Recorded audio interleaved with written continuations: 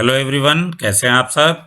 Science के chapter 11 transportation in animals and plants, इस chapter की रीडिंग कर रहे थे हम लोग। ट्रांसपोर्टेशन इन ह्यूमंस एनिमल्स, इसको हम पढ़ चुके थे। ट्रांसपोर्टेशन इन प्लांट्स, इसको भी हमने पढ़ लिया था कि प्लांट्स के अंदर में ट्रांसपोर्टेशन कैसे होता है। आज के वीडियो में इस चैप्टर का last topic transpiration, transpiration plants में कैसे होता है और क्यों होता है, इसको हम देखेंगे। In class 6, you learned that plants release a lot of water by the process of transpiration. पिछले क्लास में आपको याद होगा, आपने ट्रांसपिरेशन की एक एक्टिविटी भी की थी। क्या किया था, एक प्लांट के को ऊपर से पॉलीथीन से कवर करके बांध दिया था और एक प्लांट को ऐसे ही छोड़ दिया था। थोड़ी देर बाद आपने क्या देखा था, उस पॉली बैग के अंदर में कुछ वाटर ड्रॉपलेट्स आपको दिखाई दिए थे। वो क्या थे, वो वाटर ड्रॉपलेट्स कहाँ से आए थे, वो ट्रांसपिरेशन के थ्रू जो वाटर एयर में वाटर वेपर के रूप में प्लांट्स बाहर निकालते रहते हैं, वही थे। और इस प्रोसेस को हम ट्रांसपिरेशन बोलते थे। Plants absorb minerals, nutrients and water from the soil. Not all the water absorbed is utilised by the plant. The water evaporates through the stomata present on the surface of the leaves by the process of transpiration. आपको पता है कि plants क्या करते हैं, minerals और water soil से absorb करते रहते हैं। अब ऐसा नहीं कि प्लांट्स जितना भी वाटर एब्जॉर्ब करते हैं वो सारा यूटिलाइज कर लेते हैं।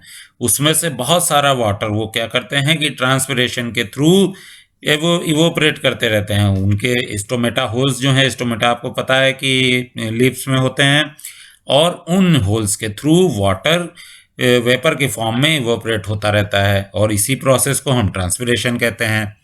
The evaporation of water from leaves generate a suction pull, the same that you produce when you suck water through a straw, which can pull water to great heights in the tall trees. Transpiration also cools the plants. अब देखिए transpiration क्यों जरूरी है। इससे पहले एक बूझो का क्वेश्चन था, हमने लास्ट वीडियो में बोला भी था कि इसको नेक्स्ट वीडियो में बताएंगे। Boojho wants to know why plant absorb a large quantity of water from the soil then give it off by transpiration.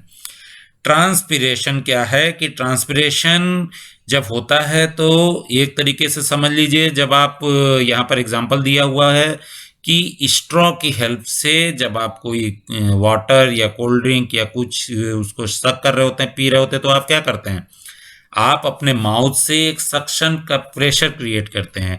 Straw को मुंह में लगा करके उसको अपनी तरफ खींचते हैं। खींचने से क्या होता है कि जो भी लिक्विड, जो भी आइटम आप पीना चाह रहे हैं, वो स्ट्रॉ के थ्रू चढ़ता हुआ आपके मुंह तक आ जाता है। सेम इसी तरीके का एक सक्शन फोर्स या सक्शन पुल जो है ट्रांसपिरेशन की वजह से क्रिएट होता है। कैसे क्रिएट होता है, जब प्लांट की लीव्स वाटर को इवोपरेट करते हैं तो इवोपरेशन करने की वजह से एक निगेटिव प्रेशर वहां बनता है, एक सक्शन बनता है।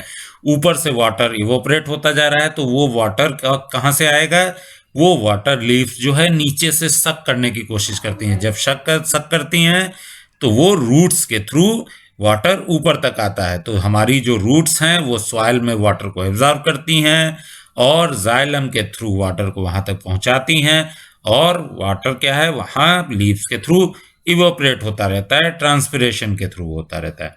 और ट्रांसपिरेशन का क्या रोल है, ट्रांसपिरेशन का रोल क्या है कि जब वाटर हमारे प्लांट्स के पूरे उसमें से पास होकर के और ट्री तक लीव्स तक पहुंचता रहता है, तो उससे जो है प्लांट्स का टेम्परेचर भी मेंटेन होता है।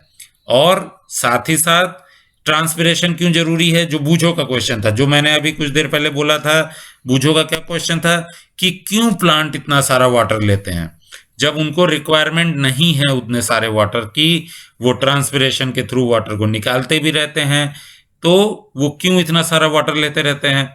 वाटर के साथ साथ सारे मिनरल्स भी प्लांट्स के अंदर पहुंचते हैं। अब वाटर नहीं जाएगा, नया वाटर नहीं आएगा, तो मिनरल्स कैसे आएंगे प्लांट्स के अंदर। और दूसरा ट्रांसपिरेशन का क्या रोल था, ट्रांसपिरेशन का रोल था कि वो उसका टेम्परेचर भी मेंटेन करते हैं। तो जब वाटर को वो ट्रांसपिरेशन के थ्रू बाहर निकालते रहेंगे तभी नया वाटर अंदर आता रहेगा और उनका टेम्परेचर भी मेंटेन होगा, और साथ ही साथ जितनी उनकी मिनरल्स की रिक्वायरमेंट है वो भी फुलफिल होगी। अगर एक बार कुछ वाटर प्लांट के अंदर में भर गया और ट्रांसपिरेशन नहीं हो रहा है, जितनी वाटर की रिक्वायरमेंट है उतना प्लांट के अंदर है और वो यूज कर रहे हैं, तो क्या होगा, जितने उस वाटर के अंदर मिनरल्स हैं केवल उतने ही मिनरल्स उस प्लांट को मिल पाएंगे, नए मिनरल्स नहीं मिलेंगे। अब जब वाटर ट्रांसपिरेट होता रहेगा और नया वाटर आता रहेगा तो नए वाटर के साथ में मिनरल्स भी आते रहेंगे, तो प्लांट्स की रिक्वायरमेंट हमेशा फुलफिल होती रहेगी। ओके, तो ये बुझे का क्वेश्चन बहुत अच्छा था और आप लोगों को मुझे लग रहा है कि अच्छे से समझ में भी आ गया होगा। इस टॉपिक के साथ साथ हमारे इस चैप्टर की रीडिंग कंप्लीट हो गई। नेक्स्ट वीडियो में हम इसके कीवर्ड्स और एक्सरसाइजेस उसको भी कंप्लीट करेंगे।